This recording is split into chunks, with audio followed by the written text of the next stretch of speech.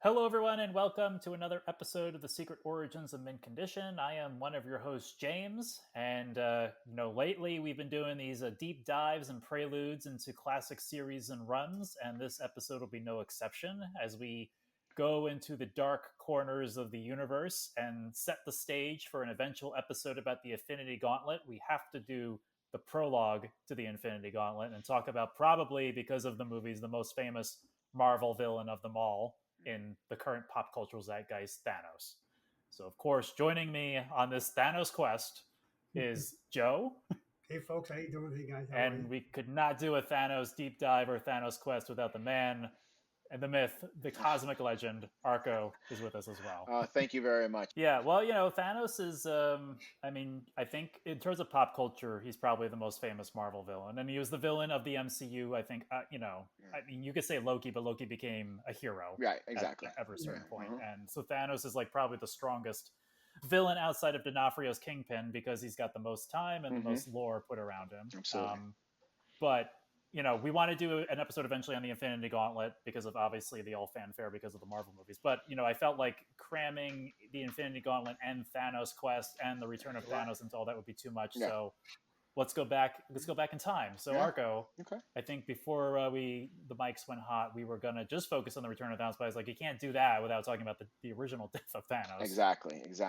So So take us back in the yeah, Wayback Machine. sure. So for those who don't know, the return of Thanos actually happened in late 1989 with Silver Surfer 34, and then the next few issues led into what would be known as the Thanos Quest, and then leading into the Infinity Gauntlet series that you spoke of. However, Thanos at that point was, which a lot of us did not know, and I did not know as a young comic book a reader back in 1989, 1990, that Thanos was a big Marvel villain throughout the 70s. Some auspicious beginnings, perhaps, with the Iron Man 55 is where he showed up for the first time. Fighting the Blood Brothers, right? Yes, the Blood Brothers. But he was the villain du jour of the 70s when it comes to all things cosmic, as far as villains go.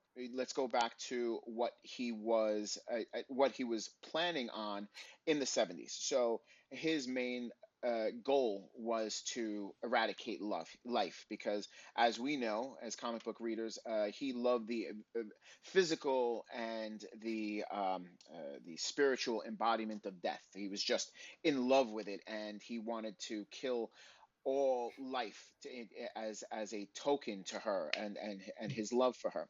So what did he try and do through the 70s? Well, his machinations led him to the Cosmic Cube. He was defeated, having such a powerful artifact.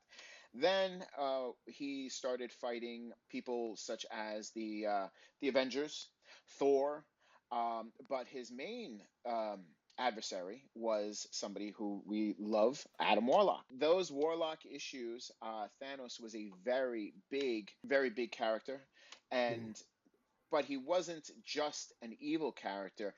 He had his own plans. He was fighting alongside a lot of those issues with Warlock, against Warlock's evil side, his evil shade, his evil shadow, the Magus, who was the purple skinned Warlock with the fantastic afro in the late 70s.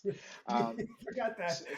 So as soon as Thanos and Warlock were able to get rid of the Magus, then Thanos was able to put his plans into action, and his plans were to get rid of all of the stars in the galaxy. And the galaxy at the time was where whatever galaxy they were in that the Marvel universe was in.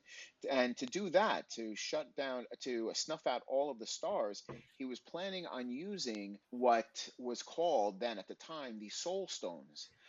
We would learn to love them as being called Infinity Gems in Marvel Comics later in life, and everybody that loves the MCU since 2014 have known them as the Infinity Stones.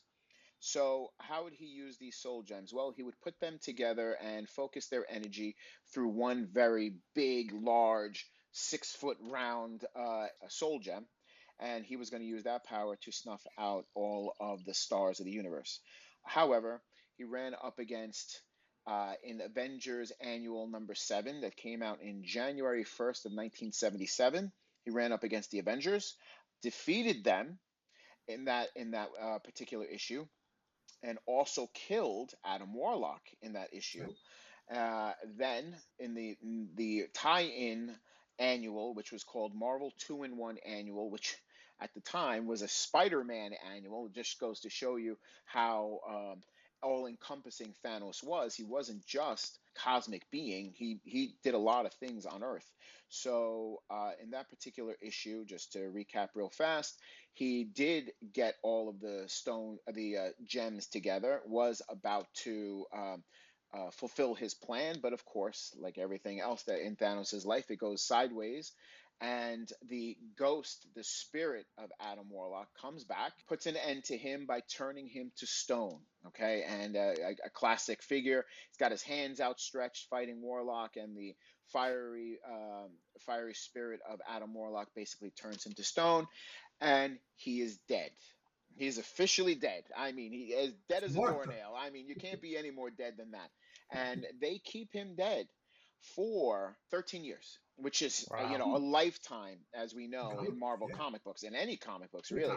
And what's funny is that I don't remember ever seeing any kind of flashbacks or little footnotes or anything on Thanos. Even though I knew who Captain Marvel was, there was a graphic novel. The very first Marvel graphic novel came out in 1982 called The Death of Captain Marvel, where Thanos played a big part of that. And I did not know that until much later in... That was the groundbreaking graphic Yes, novel. it was, absolutely. What's funny is looking back on it, thinking about this episode today, I don't remember ever reading about Thanos up until he came back in Silver Surfer 34. I had no idea who he was. Absolutely no. I will just say that I was absolutely blown away by what Ron Lim, the artist who was doing Silver Surfer at the time, and Jim Starlin did with him. Well, Arco, before we jump in, I'm just curious, Joe, so like you read these in real time, all the issues that you've shown, and so what was your take on the villain Thanos? Was he the villain, like you were just like, oh, he's just the villain of the time? Did you think he was something special, or what was your thoughts? My initial thought was he was a Darkseid ripoff. Okay, well, I didn't want to get into that, but yes. I know, but Arco elucidated as the stories go on and they get bigger and bigger and more cosmic. You realize that this guy, is like Galactus is one. He's 1A. Yeah, he was truly powerful and truly evil. Oh yeah, I mean, and is it fair to say that even though he was evil, he's also a force of nature, like Galactus in that sense? Yes, but unlike Galactus, who was a cosmic being, a true cosmic being, Thanos is a mutant. Is a mutant of his own race, okay? And the brother of Eros, Star Fox, okay? The rest of the Eternals, he's basically an Eternal, did not look like him. He looks like half of a Skrull. He looks purple. So he was a mutant in his own race. He had a vast cosmic powers from the get-go, and he through sorcery and through other bionic means, enhanced his own powers to make him tenfold more powerful than he was when he first showed up. So through the years, I'm sure Joe is getting that, through the years, he became more and more powerful, more and more evil, to the point that a smiling grimace on this guy's face in the pages actually creeped you out. That's how evil he looked to me. Okay. Yeah. In one particular comic, when he was about to kill Pip the Troll, he happens off the page. Okay. He's smiling in a way that, and Pip was like, "Hey, Thanos, buddy," because they were working together just one issue earlier to fight off the Magus, and here he is now about to kill Pip, and Pip knows it too. And you know it also, as he's got that smile on his face. You know that that's the end of Pip, who was a great character. And sure enough, next issue you see, or next panel or whatever, you see that Pip's dead. So he was definitely a person, a being who was truly evil in every sense of the word. And to further that, he would align himself, as you previously said, with the heroes, Hmm. but not for their No, purposes, for his no, no, no. purposes, which makes Yes, him even more evil. exactly. Yeah. So yeah, Hmm. exactly. Yeah. Well, Yeah. I mean, real fast, the reason he aligned himself with Adam Warlock is because there was only one person that would be in the way of his own machinations, and that was the Magus, who at the Vegas. time was the leader of the Church of Truth. Something I Yes. apologize I'll that look for it.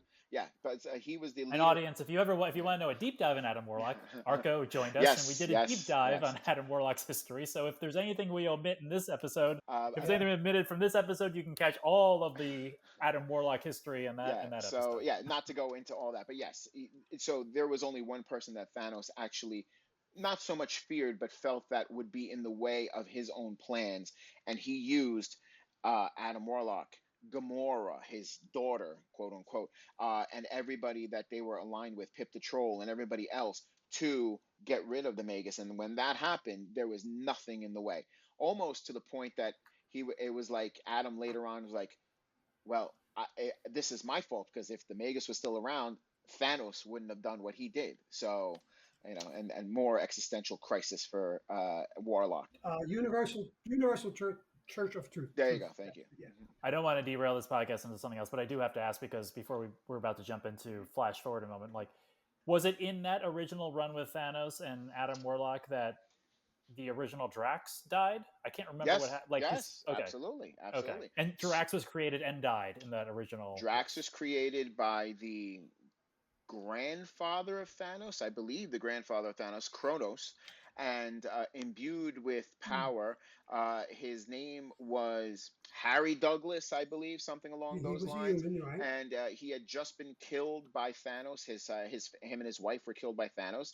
His daughter, Heather Douglas, who became Moon Moon Dragon. That's Dragon, right, right? Moondragon. So Actually, yeah, right, yeah. he was revived, All coming back. reincarnated. Yeah, it's all coming back. He was reincarnated as Drax, not the Drax that we love in later issues of the Silver Surfer, but he had a singular purpose, and that was to kill Thanos. Unfortunately, Thanos killed him, and he then later on was also reincarnated when Thanos came back. Right, he could be reincarnated with it's like kind of like a Solomon Grundy character. Yes, like, yes, Yeah, that's absolutely. a good Very, way of putting very it. good Yeah. way of putting. Yes, and I like that. he along with, well, we'll get into that, but he reincarnated along with Warlock, Pip the Troll, Gamora, and Drax. Well, no, Drax did not reincarnate with them. He reincarnated on his own. yeah, I lost that thread because I know I read it and I couldn't remember. It was probably in Yes. the Warlock volume that we Mhm. have, Yep. maybe. But anyway. So Mhm.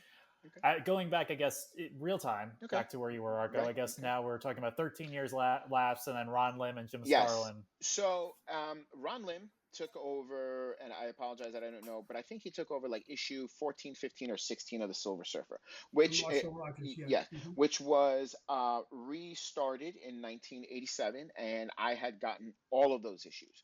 And I loved it. It was really good because a lot of new characters that they created, plus they brought back some other characters, mainly the Elders of the Universe. And for those who don't know, people like the Collector and the game. Stranger. I'm sorry. The Stranger?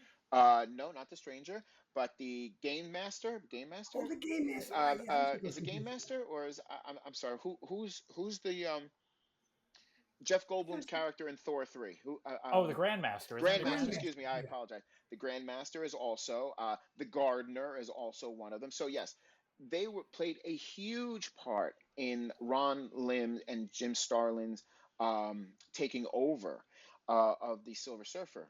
Oh wait a minute, those characters appeared before Thanos Quest. Oh yeah, absolutely. Oh, Well, because I haven't read Oh, Silver Surfer Volume 2, and like when I read Thanos No, Quest, I'm like, catch this up is the to it. first time. I those was like, guys had been around through the 70s. Okay, so they were Oh. well known. The Collector was well known, as was the Grandmaster created the Squadron Supreme in the Really? Avengers. Oh, yeah, my God. absolutely, Okay. absolutely. Yeah. So that's how far back he goes. So, but they didn't make them cosmic beings like the Elders of the Universe until much later. Okay, and they tied them all together. So the Elders of the Universe at the time the Grandmaster had a plan. He wanted to basically become immortal. And to do that, part of his plan was to destroy Galactus. And how do you do that? You also had to get all of the soul stones together. So now we see the soul stones together for the first time in a long time. Through hook or by crook, the elders of the universe become immortal. They practically destroy Galactus. It didn't happen. The Fantastic Four get involved, and so on, shenanigans. So fast forward until issue 34, and lo and behold, they brought back this character in a fantastic episode. Silver Surfer did not know who he was dealing with, had no idea whatsoever. All he knew is that this guy was in the background, and he was playing with him. Okay, in issue 34, 35, 36, he was absolutely playing with him. The Silver Surfer had no way of fighting Thanos at all. That's how powerful he was. In these 4 issues, and I apologize, Joe, you're going to have to help me with this because it's been a while since I read them. And there you go. Who are you, the Silver Yes, Surfer? yes. And there's a classic, his classic throne. Which is basically made of stone, but it also had mystical properties and everything. Mm-hmm. So he had no idea. He had never seen him before, and the Silver Surfer had no idea who he was dealing with. Joe, have you read those recently? Those issues? Yes. Okay. The last So day or so, yes. if you be so kind as to maybe possibly if you want to take over a little bit on those, because it's been a while since I read 34 through 38, but I do know, I later in like issue 35, 36 is when Adam Warlock comes back. Basically, Thanos uses the soul gem of Adam Warlock to take the souls of Drax and Silver Surfer into the soul gem, because that's the one that he had at the moment. And by doing that, he goes into what we saw in the MCU as a universe within the Soul Gem. Well, there actually was a universe in the Soul Gem in the comics also. And the spirit of Adam Warlock and Gamora and Pip the Troll and any other being that Adam Warlock through the years had used that soul gem to basically take the essence or their souls into that gem, they lived there in a happy place. It was paradise. He loved it. He was all encompassing. He was like a monk. He was like a monk. Yeah, Absolutely. yeah, Absolutely. good. And what's funny is that he was still, I mean, this just goes to show you, even though he was a disembodied spirit at the time, he was still very powerful. Okay, because through whatever machinations of his own, he was able to escape from there. I mean, I guess he could have done it at any time, but they were at peace. He didn't want to deal with the universe any longer. The universe didn't understand him. He didn't understand the universe. So he was perfectly happy to be there. Joe, do you have anything else that you want to add? Yeah, in 35, Thanos takes the Silver Surfer on a sightseeing tour. First Earth and then the planet Solaria, and saying, look, in the next generation, all these people are going to die from starvation because these planets can't, they can't survive. They can't hold a population. In 36, we get catching up with what happened, which you delineated earlier with the Avengers. It's more of a, and of course, look who pops up. The Impossible Man, yes. I hate the Impossible Man. I really do. I hate Mr. Mixer-Spicklick, and I hate this guy too. Yeah, absolutely. And then in 37, well, who's back? Yeah, Drax, exactly. And you're right. At this point, he is not too bright. I mean, for pages on pages, it's just where is Thanos? Where is Thanos? Yeah, that's all he can. That's all he cared about. And Silver Surfer did go to Titan to speak to what's his name? Alars. Mentor. Alars. Mentor is his name. Mentor, about his son, and then of course there's this Susan, and we won't give it. I'll let you talk about the ending. Okay, yeah, I'll talk. As I was reading this, I hadn't read this in years. I completely forgot how this ended. And I said, "Oh, wasn't that great how that ended? Interesting. This is like I didn't expect this, but I'm trying to think how I felt when I read it the first time. I must have been like, wow, that's I didn't see that coming. Yeah. So that was. But yeah, you hit on all these. So back a couple of points from these 4 issues. Thanos is back, and in mid 80s there was a character called Nebula who took over his his starship, which is called Sanctuary. I believe it's called Sanctuary 2. Sanctuary And it 2. looked like a knockoff of a Borg cube with the wings of a TIE fighter, but in square form. So she took over that, and that's in that issue right there. She meets her grandfather, and Mhm. he said, That's granddad. "You dare say that I'm your grandfather? The fact that you think that I would bring life into this world when I'm all about." So what does he do? He basically sets her on fire with his eye beams, and she goes running, screaming, and then sends the captain of the ship to go after her and make sure that she's dead. Well, of course, he doesn't do that. Basically, saves her life, and she becomes this, just like a ghoul, basically a half alive, half dead, and zombie. All Thanos realizes that later, during the Infinity Gauntlet, and basically keeps her alive in a state of perpetual agony.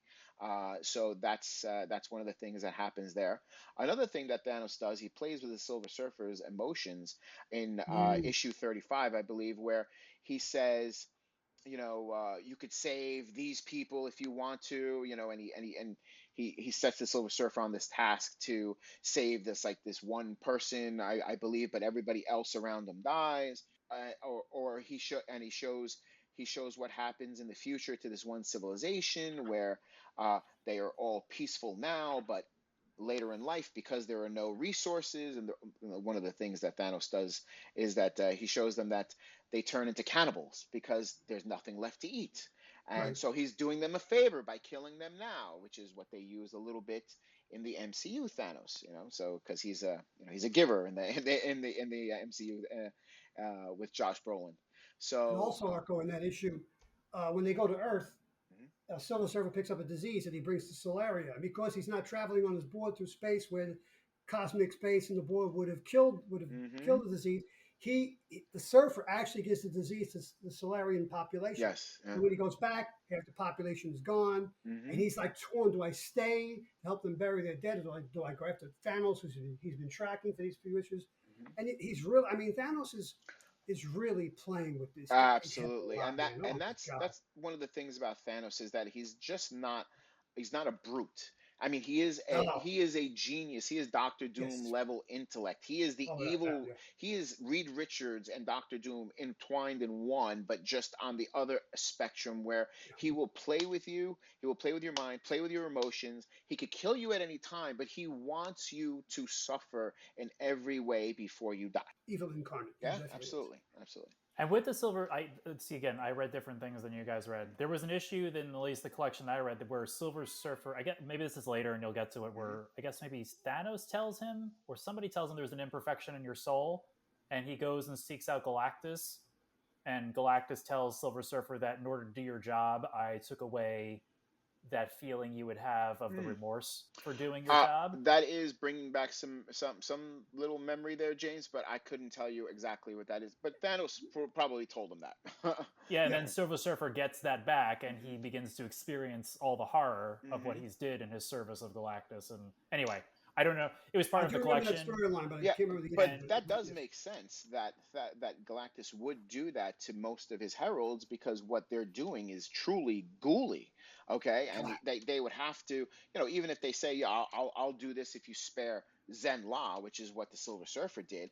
He was still human enough to that whatever he was doing would have driven him crazy, or he would have stopped, or he would have gone against them. So he did it for however long, finding these planets for him to consume and it didn't bother him at all up until he met a blind Alicia Masters for Right. some So reason. that proves it. What Galactus took out of Silver Surfer, there was a germ of that left. Yeah. Because when he in 48, 49, and 50, when Galactus is Yes. about to consume the Earth, the Surfer is consumed by the emotions of Alicia, hmm and he almost falls in love with her. Yeah. Yeah. He sees that these people, they're not ants, they're not microbes, they have souls, Right. and he has to do everything he can to save them. hmm And if it wasn't for Alicia, Earth would have probably been a cinder. Right. So yeah. Absolutely. I just thought it was a intro. I never read that before, and I know it ties into like Yeah, Surfer having more, it's I guess, of a spirit and a heart hmm leading into the Infinity Gauntlet. the Surfer is very much a character of the '60s. He's all powerful, and yet he's conflicted. He's basically Mr. Spock with cosmic power, and he's conflicted, and those are the stories that Lee and Archie Goodwin and Roy Thomas were telling in the late '60s and into the Bronze Age. So this character fit perfectly to do this story with to put him up against Thanos. This was like a no-brainer, you Yeah. know. But they let, as Arco said, they left him dead for 13 years, and it took, as we spoke offline yesterday, James. I think, yes, Kirby created the cosmic foundation for the Marvel universe, but Jim Starlin is Oh, cosmic 100%. Yeah, Marvel. we've Yeah, talked about that. yeah, 100%. Jim Starlin was the one who expanded the yes. universe, and through all of his writing, which was fantastic, through whether it be Warlock or Silver Surfer later on, 15, 20 years later, he came up with the best cosmic characters Yeah, he and had a run on storylines. He Captain really did. Marvel, Captain Absolutely, Marvel, right? absolutely, Yeah, Marvel, absolutely. Hmm. He's the father of the Cosmic Marvel Universe, I Yeah, guess. yeah, yeah, yeah. yeah. So getting back to Thanos' plan, okay? Thanos' plan is to basically he is brought back. How was he brought back? We didn't really say how he was brought back. Mistress Death, the pages of issue 34, uh, beckons her minions, a rat and a zombie, to Yep. go into the Temple of Death and bring out this box. And they were like, "Oh, Yeah. be careful with this one." Yes, the mistress wants this one. Be careful with him. And basically, it's like the arc of Thanos. Brings him out, and his bones are in there, and she Mm-hmm. brings him back to life. And she could have done this at any time in Hmm. 13 years, especially somebody that loved her. But why did she bring him back? Well, she gave him a task. Basically, Death thought that at that moment in 1990, out in space, she thought that there were more people alive in the universe than had ever died. So basically, 2 to 1. So she said that there was a cosmic imbalance that she felt needed to be corrected, and there was only one person to do it. So she said, well, not through her minions, she, basically gave him a task: kill half of the universe. Now, Thanos is more than happy to do that. Yeah. However, he's tried it already. So how is he going to do it? So the next 4 issues, without telling you how he's going to do it, he basically lays the plan of how the plan is going to go down. And that's basically get everybody out of the way, or figure out a way for everybody to think that I'm dead so I can do stuff in the background. And at Mm-hmm. the end of issue 38, he basically sets up some patsy to take the fall for him by making him look like Thanos. And the Silver Surfer then is enraged to the point of killing Thanos, destroying him, right? The guy has a Mm-hmm. tear in his eye as he says, "No, please don't." And Thanos, and I didn't realize it at the time, but there you go. Thanos is crying, says, "No, please don't kill me." And the Silver Surfer kills him, and all that's left are his bones after this big fiery explosion that destroys half of the planet or whatever. All that's left are his bones. And the Silver Surfer actually felt bad about it for a split second as he takes off into space. And of course, in the last couple of panels, what do you see? Well, it's not really the bones of Thanos there on the floor. It's the bones of somebody else. And Mm-hmm. Thanos it comes out of the shadows, and he says, "Oh, got that out of the way. Now I can do what I want to do." And if you notice the very last panel, or the last page, Joe, you'll see that it says that Thanos will return in the Thanos quest there at the Yeah. bottom. And that goes into our two-issue series right there. I have those. And people will remember the very first episode that I did with James and Joe and I think Chris back in 2021, maybe, or maybe early 2022. And I talked about one of the first comic books that I got when I went back to mint condition was the Thanos quest in trade paperback form. I had both of them in there. I had been looking for that pre-eBay all those years and could never find it because those 2 issues were not sold in just regular places. They were just very, very rare, to be quite Mm. honest with you. There was. It was a rare run back in the summer of 1990, and I was not able to find them. So the first time I read them was in 10 years later, in 2000, and I still have that comic, and I've read it 100 times. If I've read it I bet. twice, I've read it 100 times. So I totally memorized that. We learn the plan of Thanos. Why was he brought back? The whole plan of death was to bring him back to destroy half of the universe. But she didn't know how he was going to do it. So how was she asked, how are you going to do this? Well, he looked into the what was called the infinity well, okay, Mm-hmm. and learned from it that the soul gems were actually the leftover remnants of a cosmic being that was the previous universe. He was everything that there was, but he was the only thing. So for billions and billions of years, he led a solitary life, very lonely. So what did he do? He committed cosmic suicide, which was the Big Bang, and what was left over was these six gems, which had the power of basically all types of reality, power, mind, soul, and time. Time, that's five. What is the other one? I missed one. Mind. So mind was the sixth one. Basically, all parts of the universe were in these six gems at the time, which were called, in the 70s, they were called soul stones. But he says something. He goes, seeing is, so after he goes on his mission in these two issues is to get all six of them together. We don't know why, but he knows that using them is what he needs to do to create to bring about the destruction of half the universe. So the very first gem he goes after, which is great, the way he does the way he gets all these gems. The first one he gets was the soul gem, which was in the possession of the in-betweener, who was basically in a prison, but he couldn't escape, and he gets it from the in-betweener, and how he gets it, and it's the soul gem that Adam Warlock used to use, and he says. He goes, this is one of six, but since this is really the only one that really controls the soul, the rest of them are really, I should call them infinity gems, and that's how we got the infinity gems, and later on the infinity stones and the infinity gauntlet, yada yada yada. That's where it came from. So he got that one first.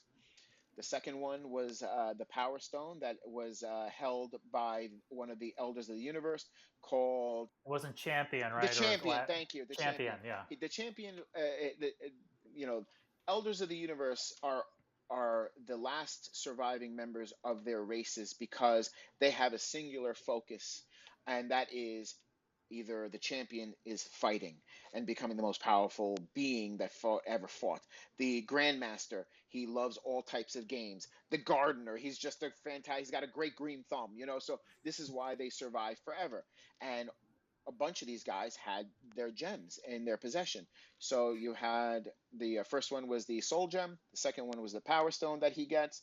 The third one at the end of the first issue of Thanos Quest, where he got from the Collector. How he killed the Collector was truly ghouly. He used the power stone to enhance the power of the time stone, which is what the gardener had, excuse me, and he used them to make all of the plants that much more powerful and go right through the gardener and kill him.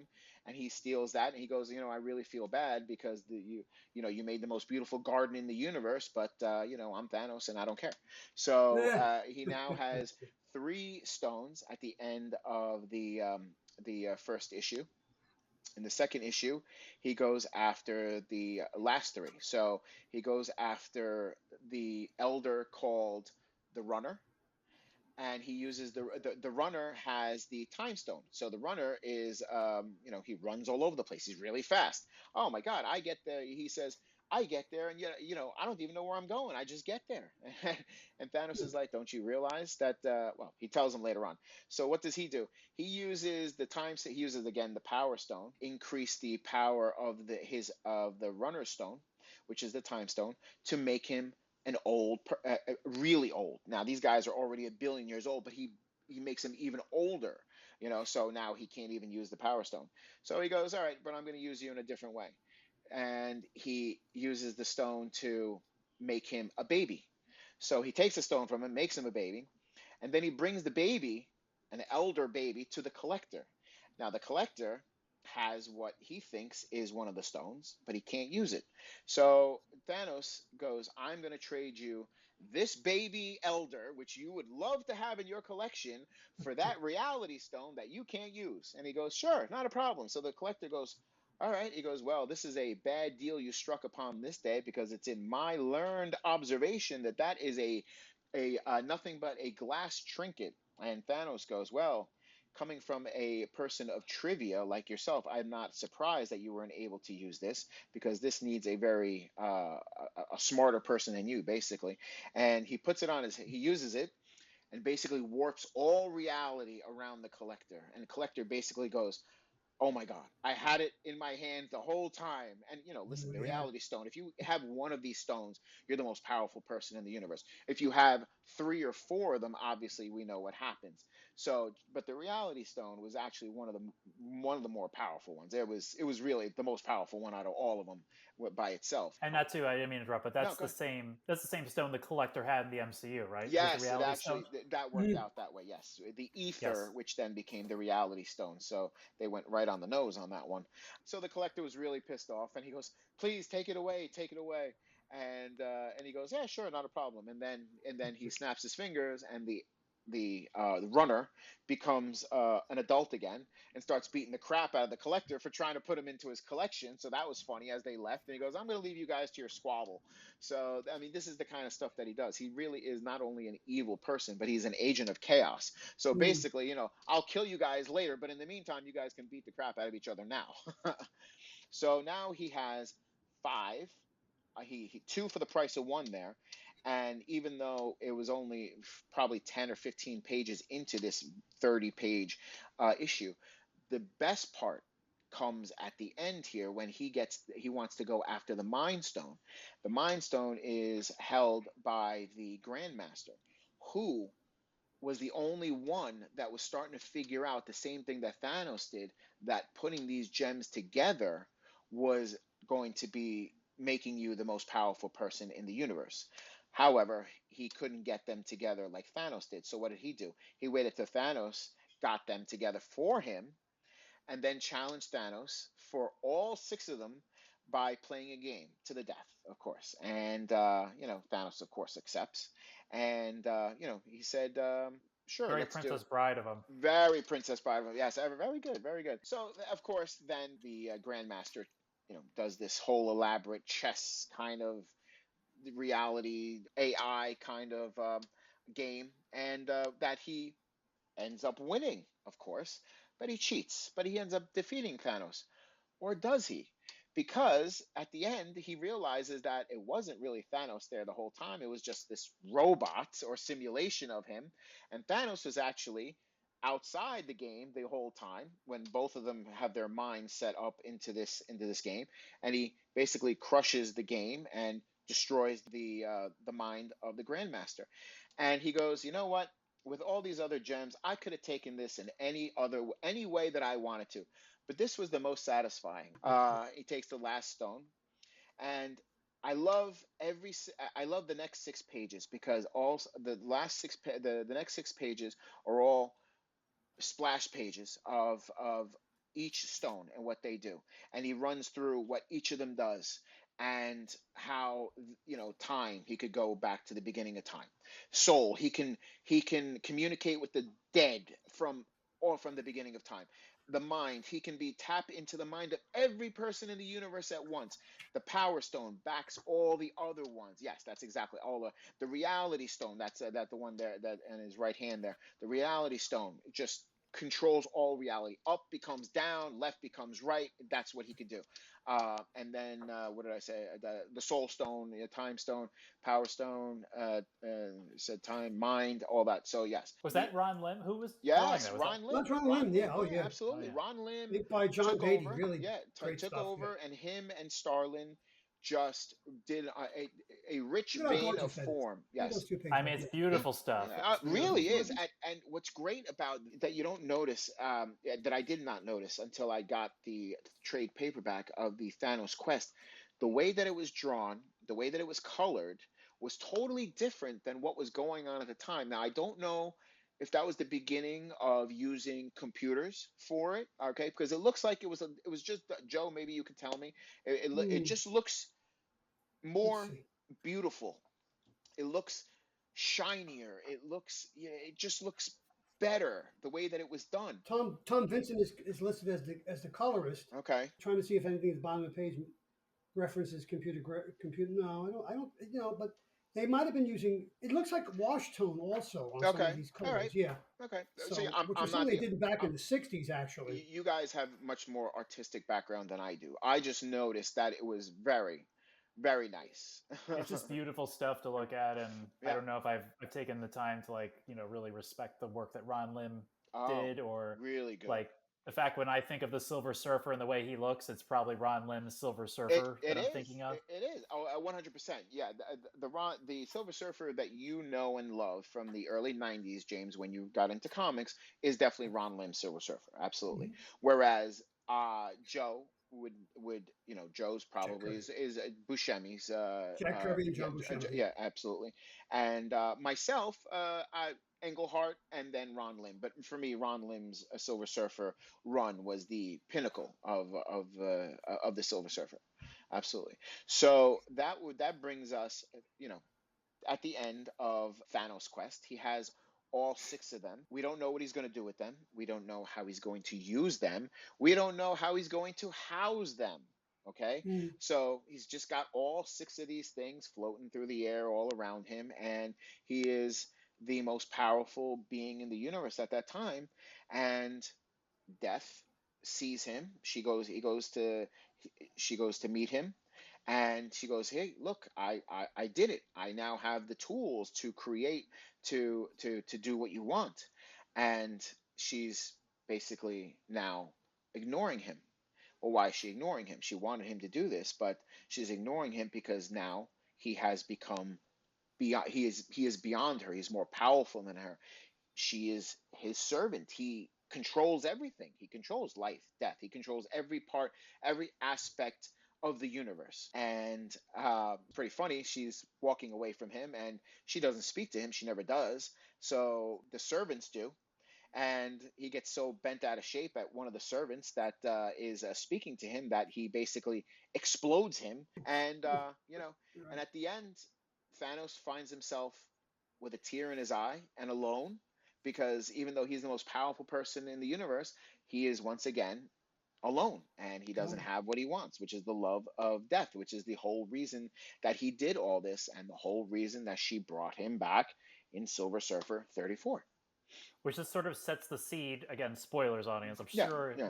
like sets the seed for like what happens in Infinity Gauntlet, where it's not Thanos is defeated by Thanos, basically. Like Thanos. Thanos is And we learn, obviously, that Thanos has always been his own defeat, as Adam Warlock tells him. And when we do the Infinity Gauntlet, we'll go a deep dive into the whole mindset of why Thanos can't win, because he doesn't want to. Because in the end, he really, really doesn't want to, and he's fighting that notion, as Adam Warlock is telling him, because he doesn't have the gauntlet anymore. His Nebula does at that point, and they have to stop her because she's 10 times worse than him, because at least he was semi-sane doing what he was doing, but killing only half the universe. Now she's turning people into, like, pigeons and everything, so it's really bad. So they have to work together. But Silver Surfer, Adam Warlock basically convinced them, saying, "You really don't want the power. You don't. You never did. This is why you keep on losing. So this is not good for you. Leave that alone. Don't worry about it." That's basically what he says. I mean, it's these obviously the recant of like this obviously larger than life comic book villain and all this Hmm. stuff, but these stories have real like I guess deeper thoughts to them. Depth. oh, They do. And that's what Starlin did. He brought, not only to Thanos, but you look at all of the characters that he created, they have a depth to them that they did not have when they were created. He brought that to them. And it wasn't just a comic book depth. It was actually psychological. He brought a psychology to them, to write that, hey, my man, you have some sort of, like, Freudian thing going on right now, that you can't handle power. Even though you want it, you realize that you are not able to complete your missions, to destroy. You don't really want this power, and yeah. and, and it's the truth. He's one with the universe, but he's not one with himself. Exactly. And as we know, It's undoing, yeah. if you're not good in here, you can't be Yeah. good out there. Which is why, again, well, spoilers, but we're talking about these things like Adam Warlock eventually becomes the herald of the Gauntlet and all this stuff for a period of time. Absolutely, yes, absolutely. and then we'll talk about who he gives all the stones to for the Infinity. Well, yes, I Watch, think we touched on that previously. Yes, Yes, exactly. with one of the, but Warlock. I'm just remembering our issue and reading like Warlock was a very spiritual character too, and we spoke about how the religious undertones and the absolutely. So, I think went through that pretty fast, to be quite honest with you. But no, I mean, I thought it was good. I have to say that the issues from 34 to 38 and then into the Thanos quest happened so well and flowed so easily that it really it happened in a span of 4, 5, 6, 7, 8, 5 issues, 5 months.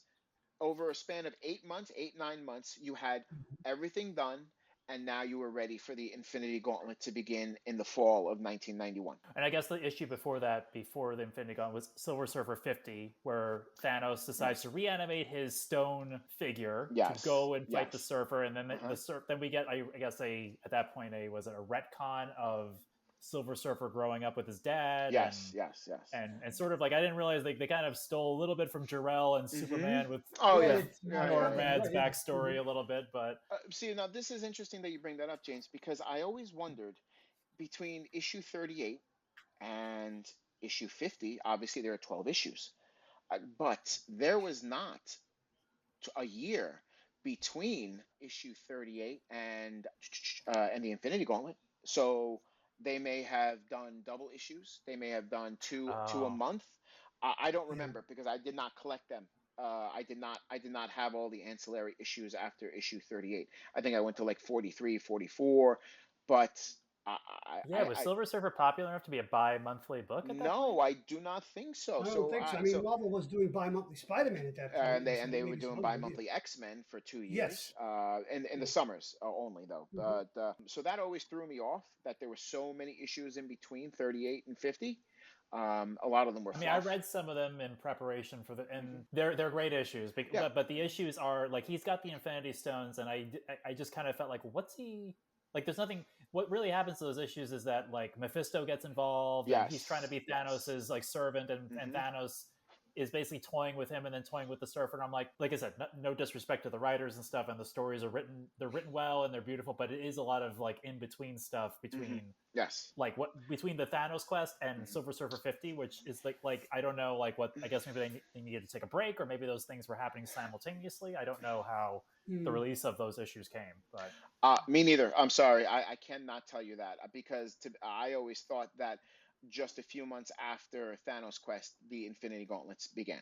Now, yes, you were talking about Mephisto showing up. That did not happen in the Thanos Quest. So those issues had to happen in the Silver Surfer. And because at the beginning of Infinity Gauntlet, Mephisto is there. So it did go from 50 right into Infinity Gauntlet. I just don't remember everything in between. So and the resurrect. Well, Drax was already resurrected before that, because the resurrection of Pip, Gamora. Again, spoilers, audience. We'll do a separate episode. Gamora, Pip, and Adam were resurrected in issue 1 of the Infinity Gauntlet, right? Yes, but they came out of the Soul Gem in issue 36 and 37 of the Silver Surfer, which was now 13 months earlier, 13 issues earlier, if they didn't do bi-weekly. So yes, that happened there.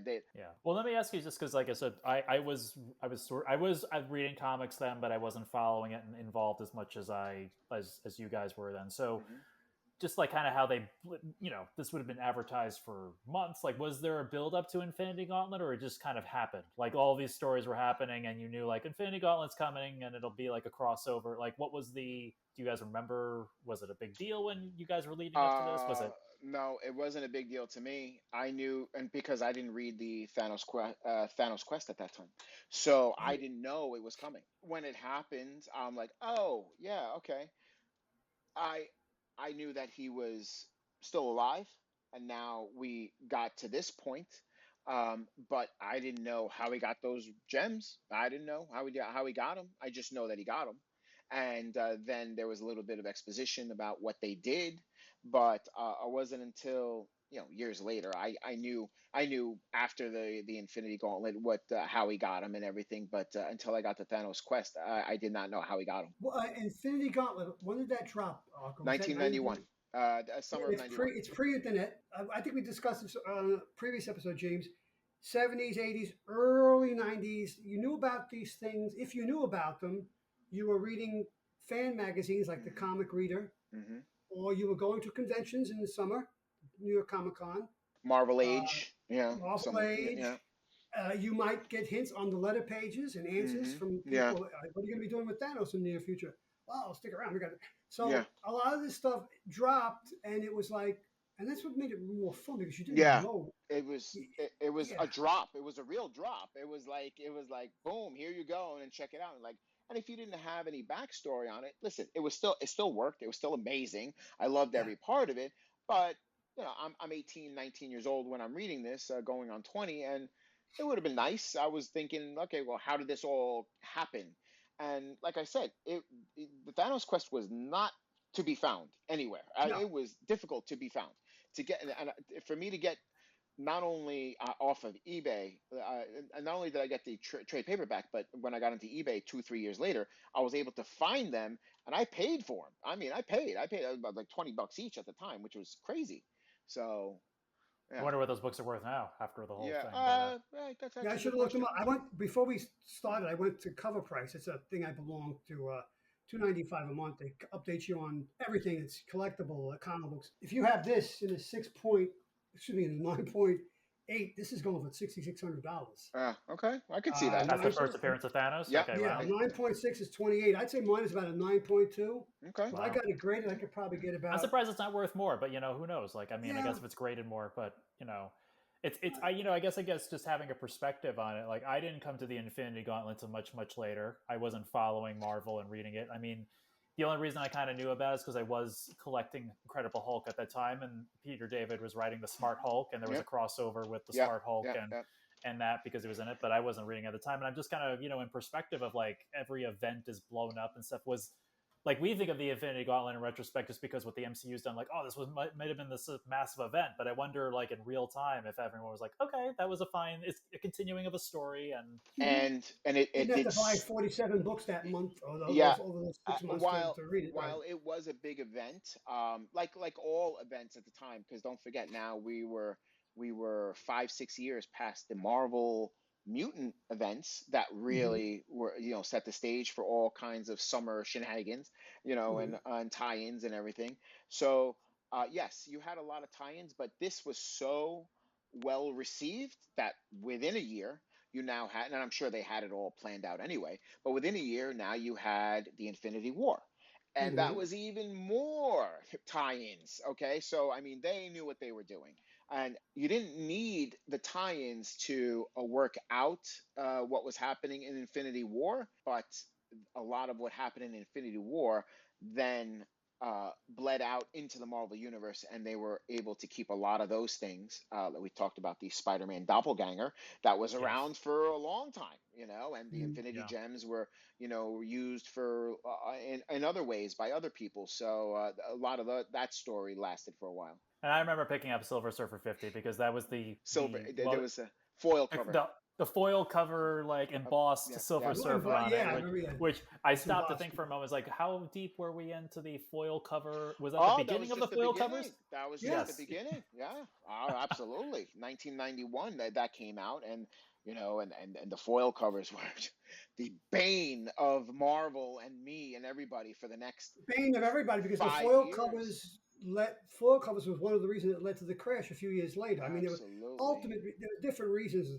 What was the other? The Valiant Comics did a lot of foil covers. Oh yeah, absolutely. A lot of variant covers. The biggest thing that led to the crash was probably DC bringing back Superman because people thought he was actually going to stay dead.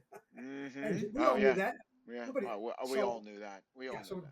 Basically, after fall of '93, when he came back, That's when the speculative market dropped out of the comic book market. And then, as we know, not that we need to talk about this now, but then the Clone War, the Spider-Man clone saga, Oh my God. definitely Almost killed. put Marvel out of business. Almost put Marvel out of business. Absolutely. If it wasn't for Blade and the fact that they basically sold every single major character piecemeal, movie studios, Marvel would have been done. And we would not have had anything in 2008. Marvel was bankrupt in 95, 96, and they were almost gone. Yeah.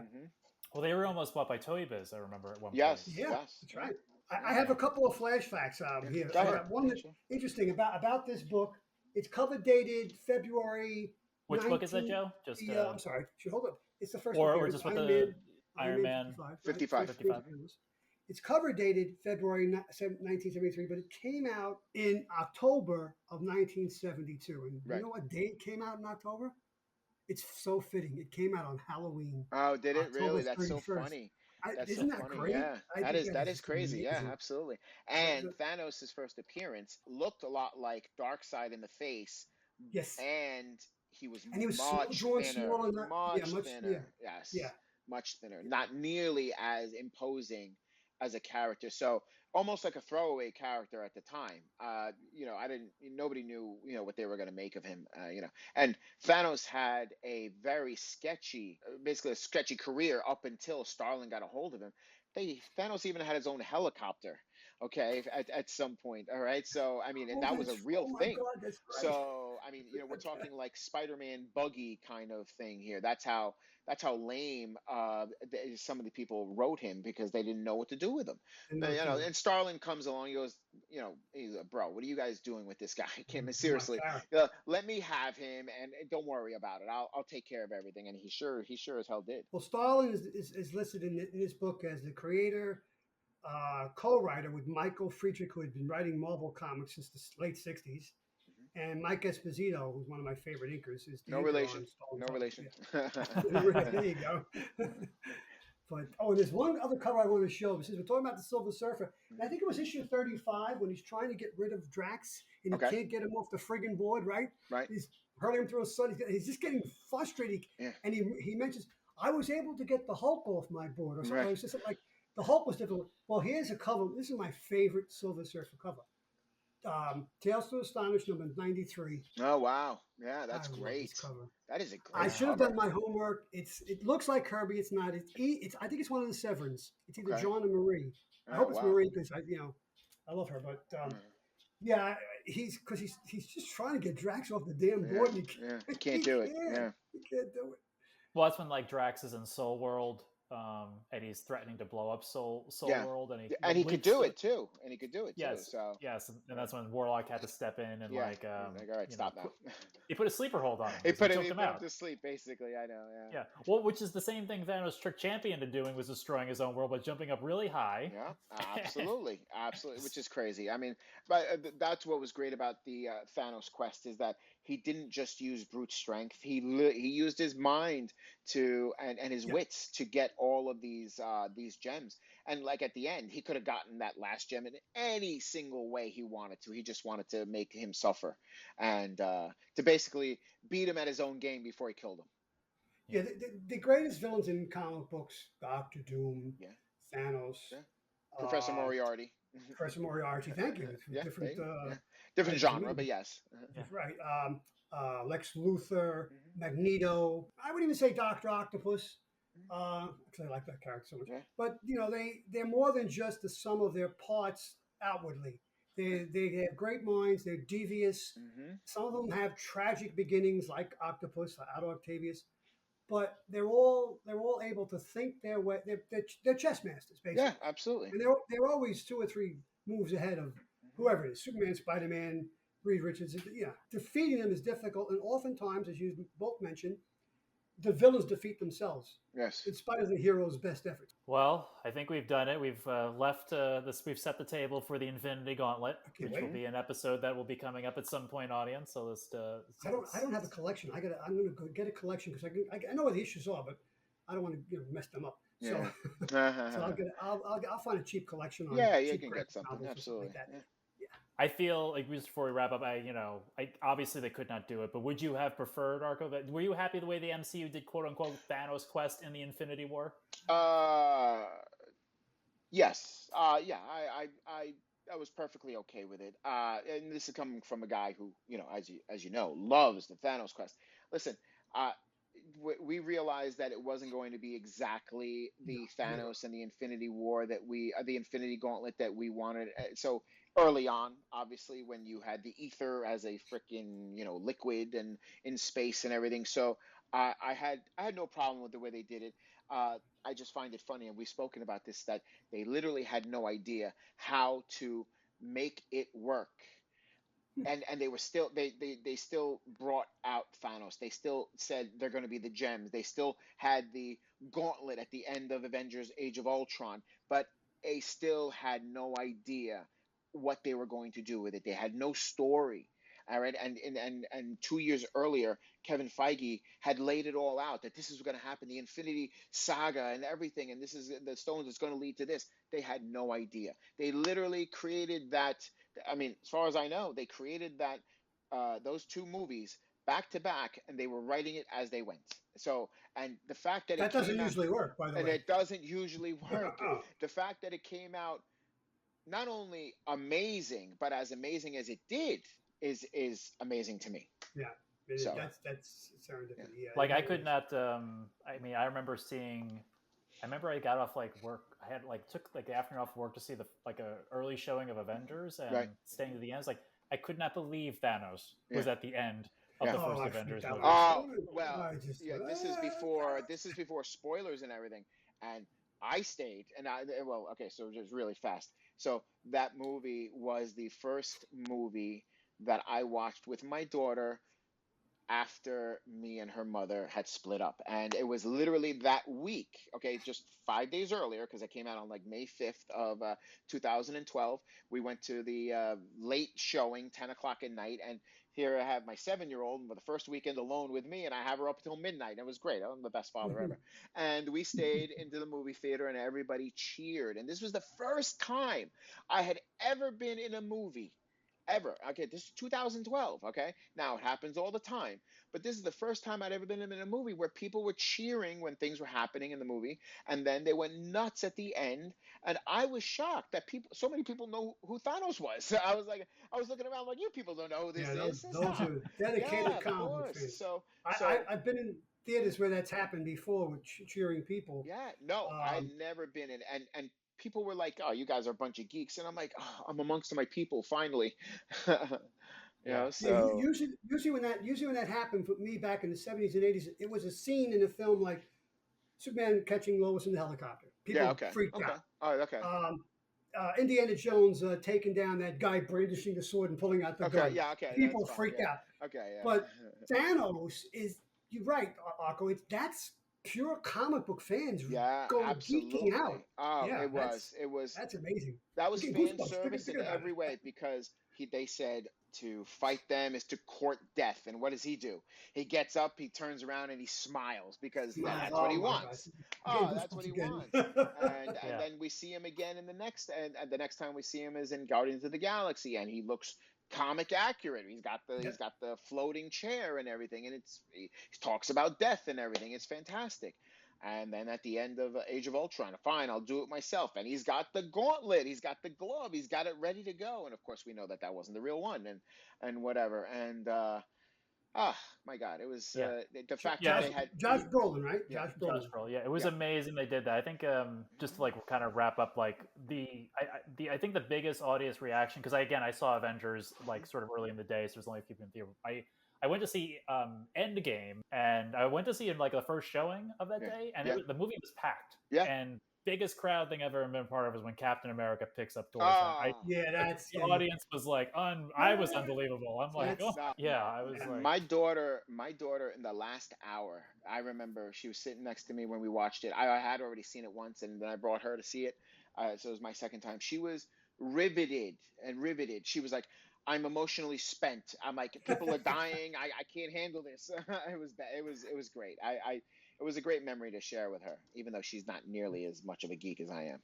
Yeah, well, that's right now that's like the height of the MCU was Yeah, like absolutely. Endgame. I'm glad they took the source material and while it didn't play out the same way, because Hmm. I mean, Infinity War is Thanos' quest basically. Like Yes, yes. it's Hmm. it's him collecting the Yeah, stones absolutely. and Endgame is really the Infinity Gauntlet. Yeah, Well, absolutely. more or less, sort of the Hmm. Infinity Gauntlet. But anyway, well, audience, I think we've set the table for it. So if you have not read these issues, I can't tell you a single source to read that has the whole. I can tell you that Hoopla has a book called Thanos Quest, it's called Return of Thanos, and I do know there's an Epic collection that also claims to be the Return of Thanos for Silver Surfer. Silver I think if Surfer. you read them both, you would probably get all the issues that we talked about, Yeah, yeah, or at yeah. least enough of them that you can really do a deep dive into the whole saga before we go and the lead up to Infinity War. The Infinity Gauntlet, not Infinity War, other series that we'll get to at some point. But of course, I could not have done this episode without my two other hosts. So thank you very much, Joe. Thank you, James, and Arco. Thank you once again for bringing your Oh, incredible kidding me? geeky knowledge to us. This is my happy place with you guys. I look forward to this. I could have done overtime tonight and made money. No, I need to be here. Thank you You very went much. with your fastball. You went with your fastball tonight and blew everybody away. Thank you. I appreciate it. I hope everybody enjoys it. I really do. We always say you're the X-Men expert or the Spider-Man expert, but I think your knowledge of Marvel Cosmic runs pretty deep, too. Yeah, thank you. I appreciate that. And listening audience, like I said, if you want to check out these issues, like I said, they're available on Hoopla. Obviously, you can buy editions of them. You can buy probably individual Silver Surfer. Some of those issues probably don't cost that you want no, they don't. in your collection. I can give it to you for free. Yes, the 90s, they made a lot of books. They made a lot of books in the 90s. They made more books than people were collecting. So, as always, if you have your thoughts, you can post them however you're listening to this episode. And we thank you for listening, and we'll talk to you on the next one.